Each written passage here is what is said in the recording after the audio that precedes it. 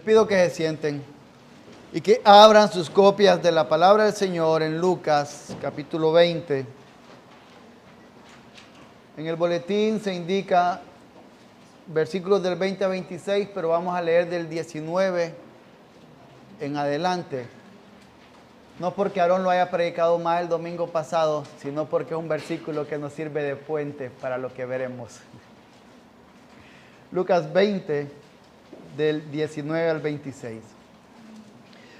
Los escribas y los principales sacerdotes procuraron arrestar a Jesús en aquella misma hora, porque comprendieron que contra ellos había dicho esta parábola, pero temieron al pueblo. Para sorprender a Jesús en alguna declaración lo acechaban, enviando espías que fingieran ser justos, y así lo podrían entregar al poder y autoridad del gobernador. Y le preguntaron: Maestro, sabemos que hablas y enseñas rectamente, y no te guías por las apariencias, sino que enseñas con verdad el camino de Dios. ¿No es lícito pagar impuesto a César o no? Pero Jesús, percibiendo su astucia, les dijo: Traigan un denario. ¿De quién es la imagen y la inscripción que lleva? De César, contestaron.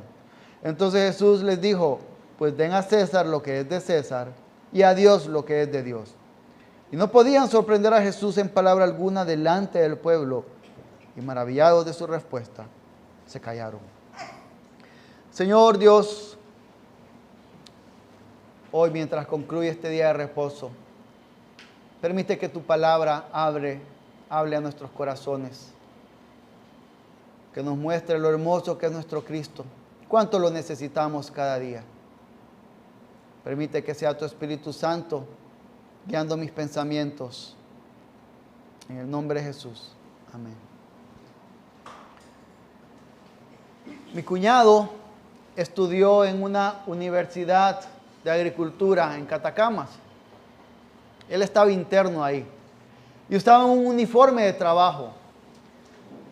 Eso implica que el área de lavandería era la misma para todos, así que las ropas podían confundirse. De modo que agarraban sus ropas y colocaban sus iniciales y algo más que identificara de quién era cada cosa.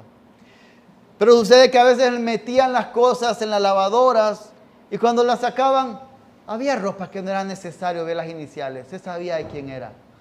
Siempre había una con mancha de salsa de tomate, una con rota de cierta forma. Ya se sabía un poquito por la forma, por el carácter, por cómo era la persona. Esta es la de él, hay que dársela. Este texto que tenemos hoy concluye hablando justamente de eso, de que cuando está la imagen de Dios impresa, se vive de una forma, y cuando está la imagen de César o del mundo o Satanás impresa, se vive de otra forma.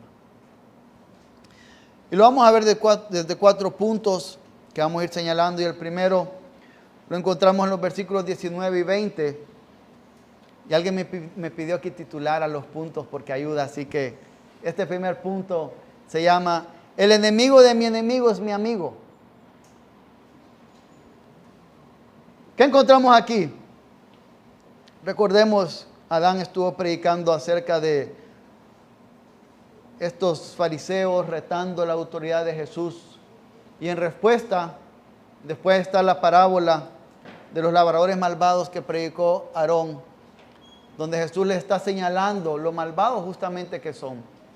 Y llegan ellos aquí y se dan cuenta: está hablando de nosotros. Está hablando de nosotros, hay que hacer algo. ¿Cómo es posible que pueda seguir hablando en contra de nosotros estas cosas? Retando nuestra autoridad y lo que somos. Tenemos que hacer algo. Pero, dice el texto que no temían hacerlo en público porque el pueblo quería a Jesús, el pueblo le agradaba lo que Jesús decía. Era un buen maestro, quizás no todos los que estaban ahí creían en él, pero algunos llegaban porque a veces daba peces, a veces multiplicaba pan y otras cosas, o sanaba a alguien. Entonces tenían miedo. Y lo que ellos hacen es tramar un complot, otro plan. Pero antes de ver este plan o hablar de quiero que vayamos a Marcos capítulo 12. versículo 13. De Marcos 12, 13 en adelante se narra esta misma historia. Pero este versículo de Marcos 12, versículo 13, nos da algo adicional, se los leo. Pero enviaron a algunos de los fariseos y de los herodianos para sorprender a Jesús en alguna palabra. Los fariseos y los herodianos eran partidos opuestos por completo. Eran unos que decían, somos especiales los judíos y no debemos de tener a ninguna autoridad sobre nosotros, ni pagarle tributo a nadie. Los fariseos. Y los herodianos era, hey, aprovechemos lo que trae el gobierno. Debemos de tener lo que trae el gobierno. Somos judíos, pero podemos tener el gobierno. Eran grupos antagónicos, grupos opuestos por completo, trabajando juntos para lograr el mismo fin. Esto es como que hoy ustedes vean tomándose un cafecito en algún lugar, a toda la barra del Olimpia, a la barra del Motagua, abrazados, tomando café juntos. Son grupos antagónicos. Así estaban ellos en ese momento. Y en lugar de darse cuenta que es misericordia la que Jesús está dándoles, al señalarles el pecado que hay en ellos, en lugar de entender que es bondad de Dios, el tocar esas cosas que duelen en el corazón, se enojan. Se enojan y acumulan más pecado sobre ellos. Y entonces comienzan, aunque somos enemigos, tenemos una causa en común ahora. Mientras leía esta parte, meditaba en cómo muchas veces el Señor nos habla, siempre nos habla a través de su palabra, pero nos habla en la predicación, nos habla señalando nuestro pecado también en una conversación con alguien. A veces una conversación tranquila, que no va con ningún sentido, o a veces una conversación directa, donde alguien nos ama y quiere mostrarnos nuestro pecado, o de distintas formas como el Señor habla y muestra nuestras maldades.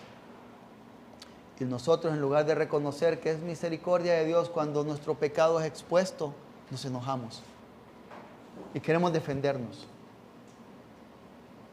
Queremos poner una coraza alrededor nuestro y queremos justificar ese pecado. Es que si supieras el tipo de vida que tuve, entenderías por qué entonces yo miento de esta forma para defenderme.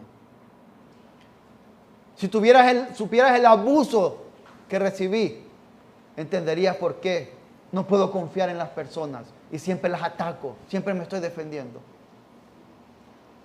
Y se comienzan a construir argumentos, enojándonos, cuando la misericordia de Dios viene y nos señala la maldad en nosotros.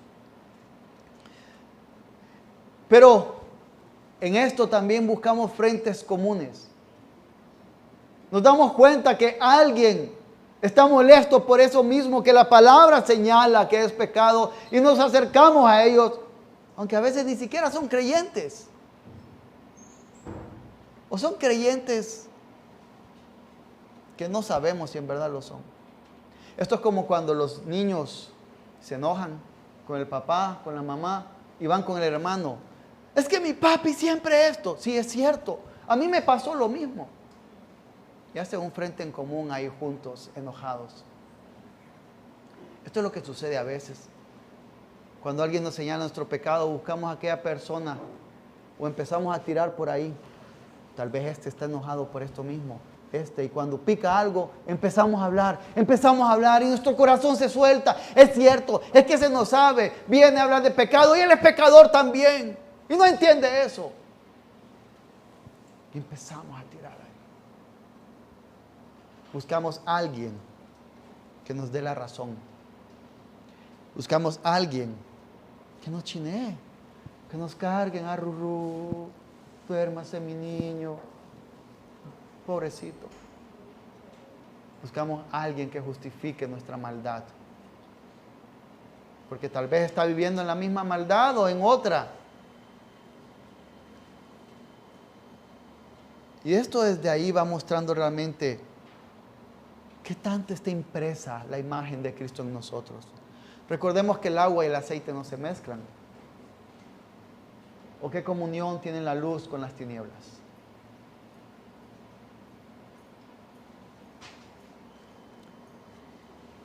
Pero llegan estas personas, y este es el segundo punto, en los versículos 21-22. Este punto podríamos llamarlo agentes dobles o agentes secretos. Llegan estos. ¿Y qué es un agente doble? Un agente doble, para los que les gustan las películas de espías o las cosas de espías, son aquellos que juegan que son de un bando y de otro bando y tratan de llevar información de un lado a otro para quedar bien con uno u otros. Entonces llegan estos hombres y comienzan a decir cosas verdaderas. Dicen cosas ciertas. Oh Jesús, hablas rectamente, enseñas rectamente, no juzgas por las apariencias como otros, juzgas de forma correcta y enseñas el camino de Dios. Nada de eso es falso. Nada de eso es falso. Es probable que algunos de ellos, si hubieran estado con Pedro, la noche que Pedro negó a Jesús, hubieran dicho, ustedes hablan como ellos. Es probable que hubieran dicho eso de algunos de ellos. Hablaban igual. Tenían el lenguaje cristiano. Pero no creían estas verdades. Y al final los agentes secretos, los dobles agentes siempre salen al descubierto. Yo contaba el viernes en la preparación y hoy platicaba con unos jóvenes algo. No voy a dar los detalles, pero una vez estuve en una situación donde en la universidad no me gustaba el jugo de papaya. No me gustaba la papaya. Ahora sí ya me gusta. Entonces me ofrecieron, no sabía qué me estaban dando, era jugo de papaya. Un vaso así, parecía un balde eso. Entonces, Y alguien me preguntó, ¿estaba rico? Sí, riquísimo, muchas gracias, me gustó mucho. Ese era falso. Y me llevaron otro balde. Las mentiras siempre salen, siempre brotan. Los agentes secretos no permanecen secretos todo el tiempo. Pueden leer historias y siempre se revelan, siempre se sabe algo. Entonces estos hombres que hablaban igual, que conocían las frases, no las creían. No las creían para nada. No vivían por ellas. Y eso es claro por el objetivo que perseguían, atrapar a Jesús con algo para acusarlo ante el gobernador y sacar ese estorbo que teníamos ahí, esa piedra en el zapato. Esto es muy similar a cómo muchas veces nosotros podemos vivir. Esto es muy similar a cómo a veces nosotros podemos articular la confesión de fe o podemos explicar el origen de toda la argumentación de la Trinidad y explicar el griego, el latín que se utilizó y todo eso y wow, sorprender a todos. Explicar la historia de la iglesia con punto y coma. Pero no amar a Jesús. Niños, ustedes pueden aprenderse todos los versículos de escuela dominical y no está mal. Deseo que lo hagan. Pero quizás no están amando al Jesús que ese versículo les está apuntando. ¿Qué decir cuando hemos leído la Biblia varias veces? Yo he leído la Biblia un montón de veces. Yo la he estudiado, yo tengo notas. Pero nuestra vida no lo refleja. Nuestra vida es otra. Nuestra vida no muestra a ese Jesús que la Escritura que hemos leído muchas veces tiene en el centro.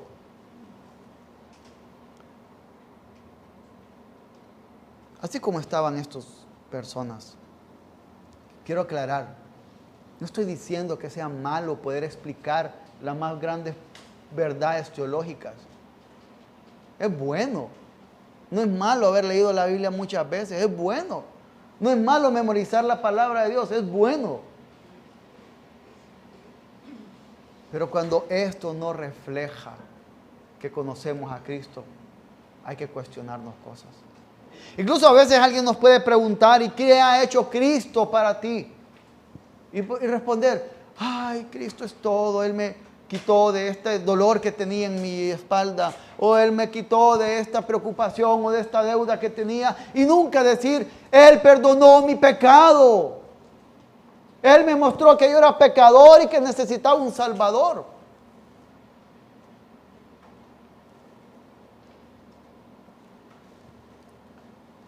Entonces estos hombres que tenían el lenguaje cristiano y parecían cristianos, quieren poner a Jesús entre la espada y la pared. Y le preguntan, Maestro, ¿debemos dar al César el impuesto? Y el objetivo de ellos era poner a Jesús entre la espada y la pared. Entendamos el contexto. Es un pueblo que está siendo gobernado por un imperio. Y los imperios necesitaban impuestos, muchas cosas, para poder mantener todo lo que tenían que mantener. Y cuando Jesús era niño, según registros, hubo una revuelta contra los impuestos y masacraron a muchos judíos. Entonces, eso estaba ahí en el ambiente. Entonces querían que dijera, no paguen impuestos al César. Quizás pensaban que Jesús iba a decir eso. Además tenía un discípulo que era un celote de los grupos radicales. Y si decía no paguen impuestos, se echaba al gobierno encima. Pero decía, hey, hay que pagar impuestos, páguenlos. Se echaba al pueblo encima. Lo querían poner en una situación complicada, como muchas veces nosotros queremos hacerlo. Queremos argumentar y decir cosas.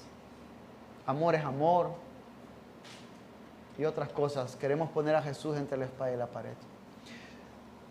Pero ¿qué sucede? Sucede que tarde o temprano, como les dije, eso que está impreso en nosotros, el mayor afecto que tenemos se va a revelar. Y el agente secreto va a salir al descubierto. Entonces Jesús les responde, versículos del 23 al 25, y este es el tercer punto, poniendo las cosas en orden.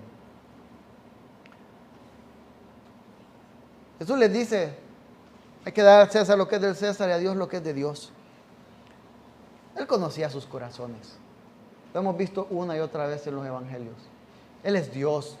Él tiene a full el Espíritu Santo, sin límite. Él conoce lo que está pasando. Él conoce las intenciones de cada uno de ellos. Así como conoce a veces nuestras intenciones también. ¿Cuál es el motivo por el cual estamos tratando de aprender algo? ¿Cuál es el motivo por el cual llegamos a algún lugar? Él conoce nuestras intenciones. Aunque podamos mostrar ante otros piedad, aunque podamos mostrar ante otros bondad, amor a Dios, Jesús conoce nuestros corazones, nuestras motivaciones, nuestro amor o falta de amor hacia Él. Entonces Jesús viene y les dice, traigan una moneda. Es interesante esta parte porque no sé quién fue, si los herodianos o los fariseos, pero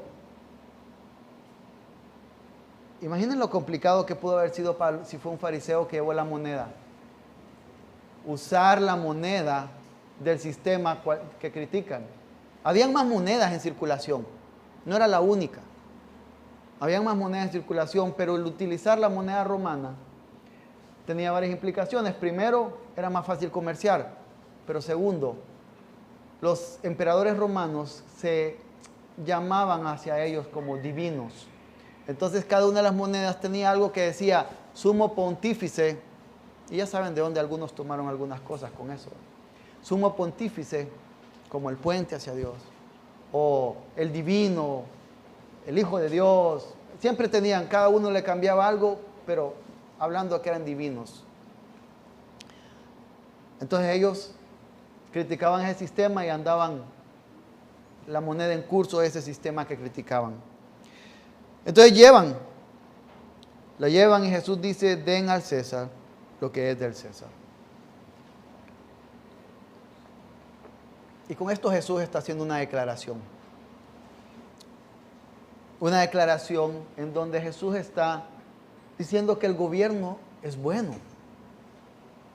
Los gobiernos no son malos. No es posible vivir en anarquía. Si usted quiere conocer más acerca de esto, puede leer Romanos 13, 1 de Pedro 2, 1 de Timoteo 2, Tito 3. Acerca de cómo el gobierno civil es un ministro de Dios, dice Romanos, para traer justicia, para traer paz, calma, para castigar al malvado. Entonces, podemos deducir de esto, y no es el tema hoy, pero podemos deducir y ver de todo esto que el gobierno es bueno. Lo que es malo son los gobernantes, pero el concepto de gobierno es bueno y va a ser bueno o malo según el corazón de los gobernantes, pero está ahí para proveer justicia y paz, y eso es lo que debemos de buscar y clamar para que nuestros gobiernos traigan justicia y paz. La ideología, cómo funciona el gobierno, podemos o no estar de acuerdo, pero podemos clamar porque hayan principios bíblicos que se apliquen. Es bueno obedecer a las autoridades. El impuesto lo pone el gobierno, lo ponía César. Es bueno obedecer a nuestras autoridades, excepto cuando nos lleven a pecar contra Dios. Recordemos a Daniel y sus amigos en el horno de fuego, en la cueva con los leones, o a los apóstoles cuando les querían prohibir que predicaran a Cristo. Entonces, mientras el gobierno no nos lleve a querer cumplir aquello que va en contra de los mandatos de Dios, debemos de obedecerlo. A veces no sabemos por qué una carretera tiene un límite de 80 kilómetros por hora. Sé que algunos de ustedes quisieran que fuera 200, pero no está violando algunas cosas, así que obedezcamos. Podemos usar las leyes civiles. Pablo apeló a César. Pablo, cuando estaba siendo acusado, dijo, apelo a César. Tengo derechos por ser un ciudadano romano. Entonces podemos apelar. Hay disputas que lamentablemente se resuelven en los tribunales. Así que hay leyes civiles que están colocadas para que podamos apelar ahí. El pago de impuestos, yo les decía mucho, es un golpe en mi corazón. Creo que a poco le gustan los impuestos, pero el Señor reconoce que los impuestos son buenos. No podemos decir que son malos, está diciendo que están ahí. Sabemos que no todos los gobiernos, algunos gobiernos tienen medios productivos, algunos tienen unas empresas de comunicaciones, otras de petróleo, pero no producen todo lo que necesita una sociedad para sostenerse o para mantener las obras que tienen que hacer. Así que el impuesto es parte de cómo van a financiar ese tipo de cosas. Pero también el Señor nos manda a orar por nuestras autoridades. Pocas veces oramos por nuestras autoridades, sobre todo cuando no nos agradan. El Señor nos también indica con esto que el César lo que es de César y a Dios lo que es de Dios. Hay una separación entre la iglesia y el Estado. Y la cabeza de la iglesia es Cristo. No es el Estado el que va a decirle a la iglesia cómo y cuándo congregarse, cómo y cuándo rendirle tributo al Señor. No es el Estado, no es el gobierno. Es el Señor el que norma este tipo de cosas. Pero quiero que pasemos al otro punto, aquí dentro de este mismo, que es a Dios lo que es de Dios. No solo hay que darle a César, al gobierno civil, lo que le pertenece, sino que debemos de dar a Dios lo que es de Dios.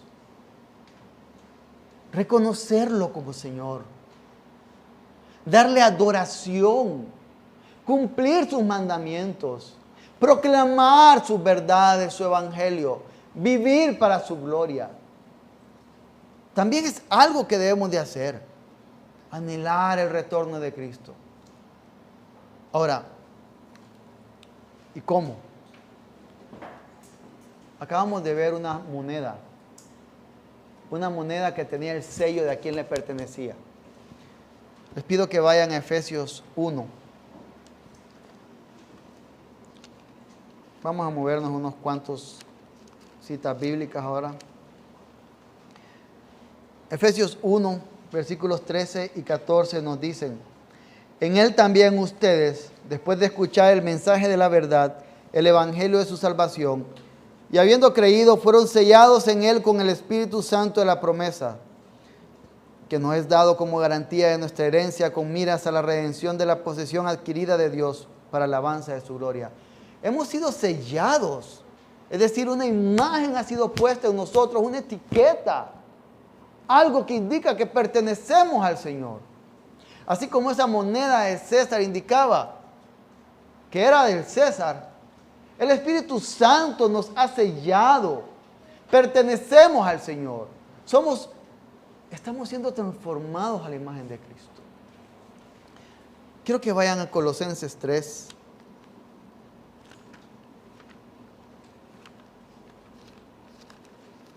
Vamos a leer los versículos del 5 al 14. Por tanto, consideren los miembros de su cuerpo terrenal como muertos a la fornicación, la impureza, las pasiones, los malos deseos y la avaricia, que es idolatría. Pues la ira de Dios vendrá sobre los hijos de desobediencia por causa de estas cosas, en las cuales ustedes también anduvieron en otro tiempo cuando vivían en ellas. Pero ahora desechen también esto: ira, enojo, malicia, insultos, lenguaje ofensivo de su boca. Dejen de mentirse los unos a los otros, puesto que han desechado al viejo hombre con sus malos hábitos y se han vestido del nuevo hombre, el cual se va renovando hacia un verdadero conocimiento conforme a la imagen de aquel que lo creó. En esta renovación no hay distinción entre griego y judío, circunciso e incircunciso, bárbaro, escita, esclavo o libre, sino que Cristo es todo y en todos.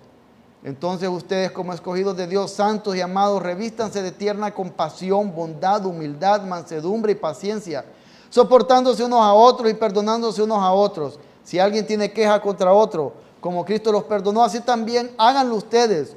Sobre todas estas cosas, vístanse de amor, que es el vínculo de la unidad. Está mostrando lo que es irse renovando en la imagen de aquel que nos creó. Es ir desechando estos pecados. Es ir transformándonos, desechando toda ira, todo esto que hemos visto y creciendo en estas otras virtudes que el Señor nos llama a crecer. Pero quiero que tengamos cuidado. Antes del capítulo 3 de Colosenses, los capítulos 1 y 2 dan una argumentación de por qué. Porque si nos quedamos ahí, a veces podemos pensar en moralismo, en que hacemos esto, entonces vamos a agradar a Dios y vamos a conseguir algo. Capítulo 1 y 2 nos muestran claramente que es por la obra de que Cristo ha hecho en nosotros. Como no tenemos tiempo para verlos, vamos a ir a 2 versículos más. 2 Corintios 3, 18.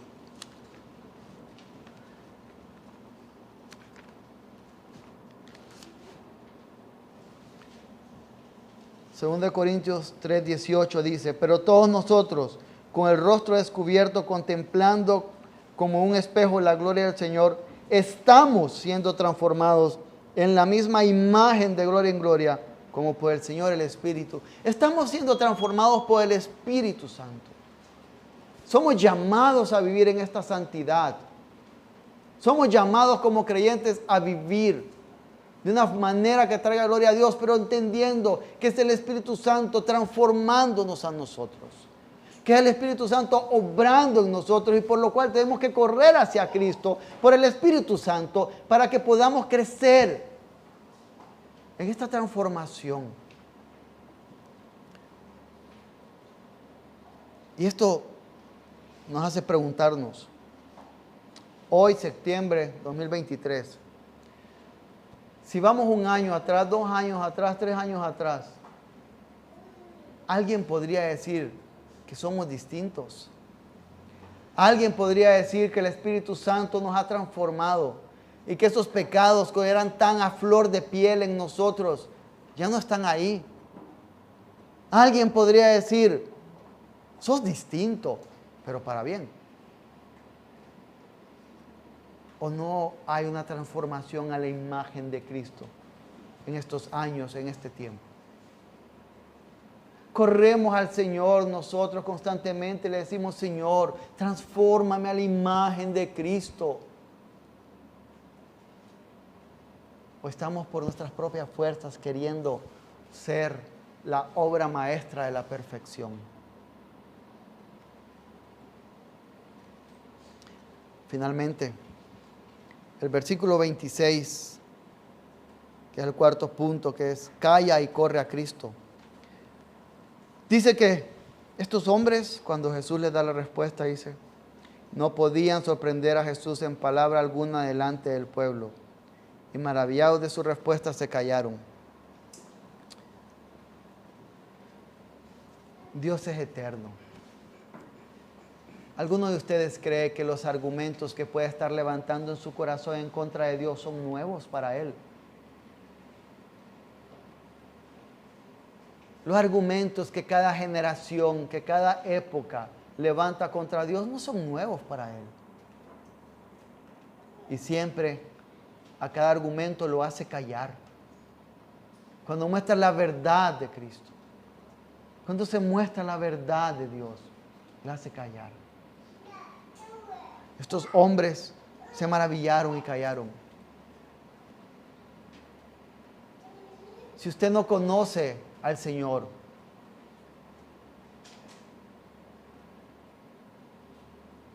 va a seguir queriendo elaborar un argumento tras otro. Cuando el primer argumento se cae ante la verdad de Dios y quiere elevar otro, va a seguir constantemente en eso, o finalmente va a maravillarse quién es Dios, va a callarse ante su maravilla y va a correr ante Él.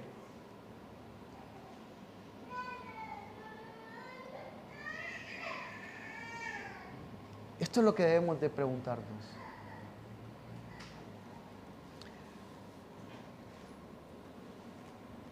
En esas lavadoras donde sacan esas camisas en esa universidad, como les decía, es fácil. Es fácil ver una y decir, esta es de Rudy, esta es del otro, y dárselos. Si fuéramos nosotros, es fácil ver la imagen de Cristo impresa en nuestras vidas. O a veces no se sabe de quién somos. O a veces no se sabe si el sello del Espíritu Santo está en nosotros, porque caminamos igual, nos movemos igual, hablamos igual que lo hacen los no creyentes. Si es así, corramos a Cristo. Si usted es creyente y eso está sucediendo, corra a Cristo. Corra a Cristo, quien tendrá misericordia y quien puede comenzar esa obra de transformación, continuar con esa obra de transformación. Y si es así, si alguien últimamente le ha dicho, es que sos de esos cristianos, es que no entendés estas cosas, alégrese en el Señor, gloríese en el Señor, agradézcale al Señor por esa transformación que está haciendo en su vida. Cuando las críticas vengan porque ama tanto al Señor, porque se muestra distinto a los demás, dígale gracias Dios, porque tú me estás haciendo a la imagen de Cristo cada día. Oremos. Señor Dios, tú nos has redimido, no solo para adquirirnos como posesión tuya y colocarnos en un estante y ya. Tú nos has redimido para transformarnos, para poner belleza alrededor de nosotros, mientras somos transformados a la imagen de Cristo cada día. Y es probable que a veces nuestras vidas parezca que no avanzan en esa transformación a la imagen de Cristo. Haznos correr hacia ti. En esos momentos cuando nos frustramos porque parece que no avanzamos en odiar nuestros pecados, haznos correr hacia Cristo. Y si hay alguien aquí que tiene impresa la imagen del César, de su padre el diablo, que tu Espíritu Santo ponga su sello, transforme su corazón y le ponga en curso en este camino que lleva a la vida eterna. En nombre de Jesús. Amén.